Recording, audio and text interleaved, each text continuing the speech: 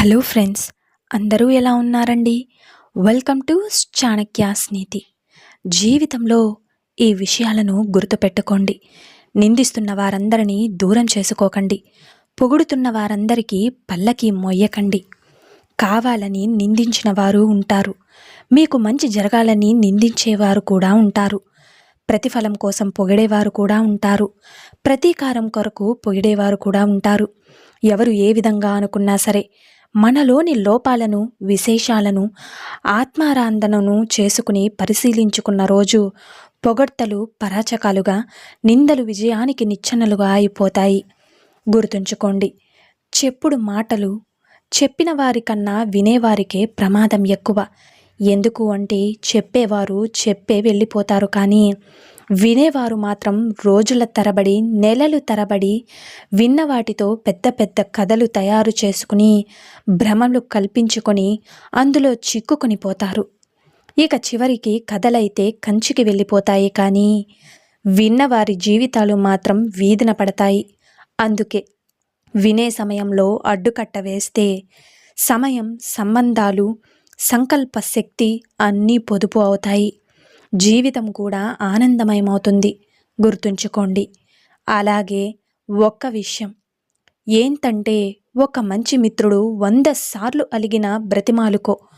దారం తెగి హారంలోని ముత్యం పడితే పోతే పోని అని వదిలేయక దండలో తిరిగి గుచ్చుతాం కదా. ఇది అలాగే. మంచి మిత్రుడు ముత్యం కన్నా ఎక్కువ. అవును కదండి. అలాగే మట్టి పాత్రలో కలిసి భోజనం చేసేటప్పుడు అందరిలో సహనం ఉండేది. అరిటాకుల్లో భోజనం చేస్తున్నప్పుడు బంధాలు పచ్చగా ఉండేవి. లోహ పాత్రలో భోజనం చేస్తున్నప్పుడు సంబంధాలలో ఆధునికతనం ప్రారంభమైంది. గాజు పాత్రలో భోజనం చేస్తున్నప్పుడు బంధాల్లో బీటలు పగుళ్ళు ఉండేవి. ఇప్పుడు ధర్మాకోల్లో భోజనం చేశాక యూజ్ అండ్ త్రో లాగా ఉన్నాయి. నిజమే కదండి. నాకు గౌరవం లభించడం లేదని ఎప్పుడు చింతించొద్దు. గౌరవం అనేది ఎదుటివారి మనసులో ఉండే ఒక మంచి భావన. దాన్ని ఎలా పొందాలో నీ ప్రవర్తన పైన ఆధారపడి ఉంటుంది. నిజమే కదండి. అలాగే నువ్వు నీ జీవితం కోసమే కష్టపడుతున్నావు కాబట్టి నీ కష్టం ఎప్పటికీ వృధా కాదు.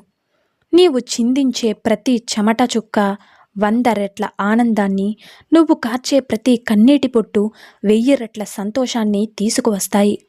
ఒక్క విషయాన్ని గుర్తుపెట్టుకోండి, మొక్క నాటిన వెంటనే ఫలాలను ఇవ్వదు కదా. అలాగే కష్టపడిన వెంటనే ఫలితం రాదు. దేనికైనా సమయం రావాలి. దేనికోసమైనా వేచి చూడాలి. ఇక జీవితంలో ఓడిపోవడం, మోసపోవడం, చెడిపోవడం, పడిపోవడం అంటూ ఏమీ ఉండవు. కేవలం నేర్చుకోవడం మాత్రమే ఉంటుంది. కొందరు ఓడిపోయి ఎలా గెలవాలని నేర్చుకుంటారు. ఇంకొందరు మోసపోయి ఎలా జాగ్రత్తగా ఉండాలో నేర్చుకుంటారు. మరికొందరు చెడిపోయి ఎలా బాగుపడాలో నేర్చుకుంటారు. ఇంకొందరు పడిపోయి ఎలా నిలబడాలో నేర్చుకుంటారు. జీవితం అనేది ఒక పాఠశాల. పిల్లవాడికి అన్నం ఎలా పెట్టాలో తల్లికి తెలుసు. ఇక ఆలస్యంగా పెట్టడానికి కారణం కూడా అమ్మకే తెలుస్తుంది. భగవంతుని అనుగ్రహం కూడా ఇంతే కదా. నీకు ఏది ఎప్పుడు ఇవ్వాలో అప్పుడే ప్రసాదిస్తాడు. అర్థమైంది కదండి.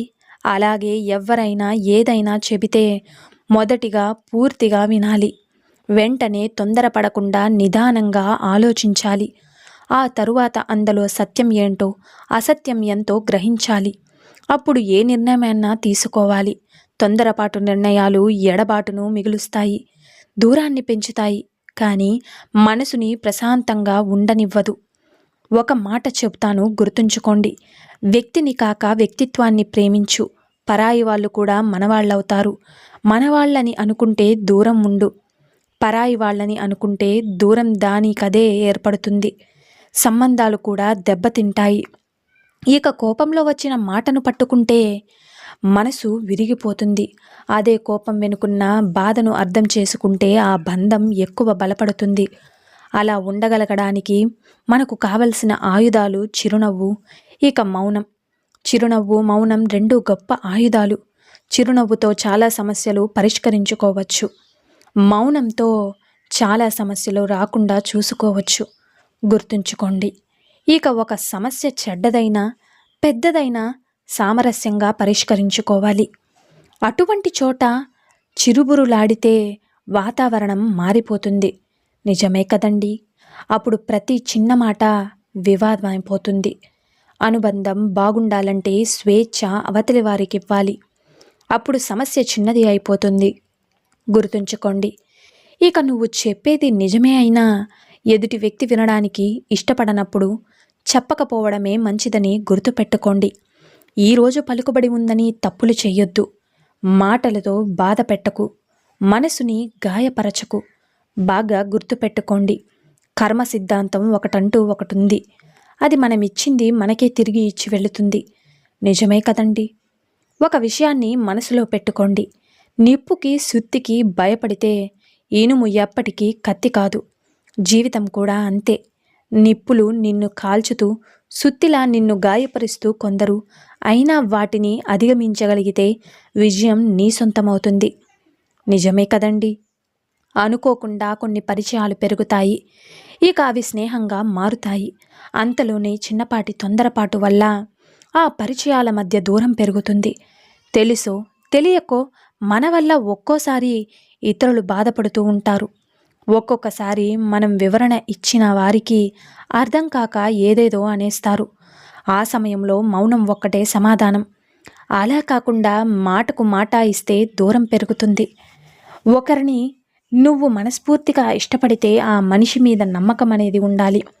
ఆ నమ్మకం లేని చోట అమ్మ చెప్పినా నమ్మరు, ఆ బ్రహ్మ చెప్పినా నమ్మరు. మనల్ని కాదు అని ఎప్పుడు మనకు దూరంగా ఉంటున్నారు అంటే వారి మనసులో మనకు స్థానం లేనట్టే. మన దగ్గర దొరకని ఆనందం వేరే దగ్గర దొరుకుతున్నట్లే కదా. ఆ సమయంలో మన మనసు పడే బాధ ఎవ్వరికీ చెప్పలేక, ఆ బాధని అనుభవించలేక ప్రతి క్షణం మనకి నరకంలా ఉంటుంది. ప్రేమకి నమ్మకమే పునాది. గుర్తుంచుకోండి. ఎప్పుడైతే అనుమానం అనేది మొదలైందో ఆ ప్రేమ అంతమైనట్టే. అందుకే తొందరపడి ఎవరికి మనసు ఇవ్వకండి. ఇచ్చాక వారు దూరమైతే ప్రతిసారి ఆ నరకం అనుభవించే కంటే మీకు చావే బెటర్ అనిపిస్తుంది. కొంతమంది ప్రేమించిన వారి కోసం చావు అంచుల వరకు వెళ్ళి వచ్చిన వాళ్ళు వారి ప్రేమను అర్థం చేసుకోకుండా నిత్యం అనుమానిస్తూనే ఉంటారు. ఇప్పటికైనా మారి వారి ప్రేమను అర్థం చేసుకోండి. మీ ప్రేమ నిజమైందని నిరూపించుకోండి. అర్థమైంది కదండి. ఒక స్త్రీతో పురుషుడు ఇతరుల పురుషుల గురించి ఎక్కువగా మాట్లాడుతున్నాడు అంటే ఆమె ఇతరుల పురుషుల గురించి ఎలా ఆలోచిస్తుందో అని తెలుసుకోవడానికి అని అర్థం. నిజమే కదండి. కాబట్టి మీరు కూడా దీని గురించి ఏమనుకుంటున్నారు అన్నది కామెంట్ సెక్షన్లో తెలియజేయండి. సో చూసారు కదండి ఇవాల్టి వీడియో. ఈ వీడియో మీకు నచ్చిందని అనుకుంటున్నాను. నచ్చితే చిన్న లైక్ చేయండి. అలాగే మన ఛానల్ ఎవరైనా స్టార్టింగ్ చూస్తుంటే సబ్స్క్రైబ్ చేసుకోవడం మర్చిపోద్దండి.